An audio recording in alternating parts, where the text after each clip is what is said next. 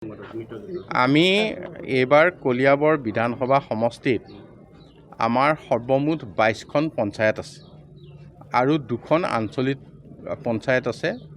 পূব কলিয়াবৰ আঞ্চলিক পঞ্চায়ত, পশ্চিম কলিয়াবৰ আঞ্চলিক পঞ্চায়ত আৰু 4টা ZPC সমষ্টি আছে।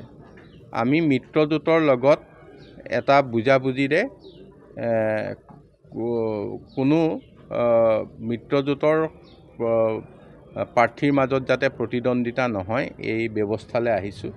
সেইধৰণে আমি 22টা আঞ্চলিক পঞ্চায়তৰ সদস্যৰ 11টা আমি ভগাই লৈছোঁ আৰু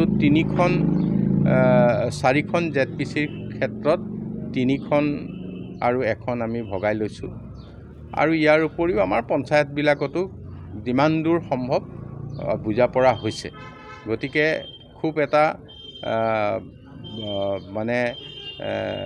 বুজাবুজিৰ আৰু কোনো সমস্যা নোহোৱাকৈ আমাৰ মাজত পাৰ্থক্য নথকাকৈ আমি এটা ধৰণে এইবাৰ বিধানসভা সমষ্টিৰ অন্তৰ্গত আটাইকেইখন পঞ্চায়তত আমি প্ৰতিদ্বন্দ্বিতা কৰিবলৈ অৱতীৰ্ণ হৈছোঁ। আৰু ইয়াৰ পৰা এটাই কথা আমি উপলব্ধি কৰিছোঁ যে আমাৰ 100% ইয়াত পঞ্চায়ত, আঞ্চলিক পঞ্চায়ত, জিলা পৰিষদ সকলো বিজয়ী হ'ব বুলি আমি আশা কৰিছোঁ। ৰাইজে আমাক যৌথভাৱে যোৱাত সম্পূৰ্ণ সঁহাৰি জনাব। বিৰোধী একেবাৰে নিশকতীয়া হৈ পৰিছে।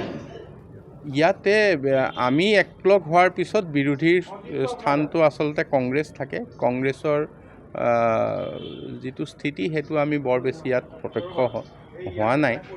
গতিকেও আমি তথাপিও কেতিয়াও আমি প্ৰতিপক্ষ নাই বুলি আমি যুঁজ নকৰোঁ। প্ৰতিপক্ষ আছে বুলি ভাবিয়ে আমি এই যুঁজত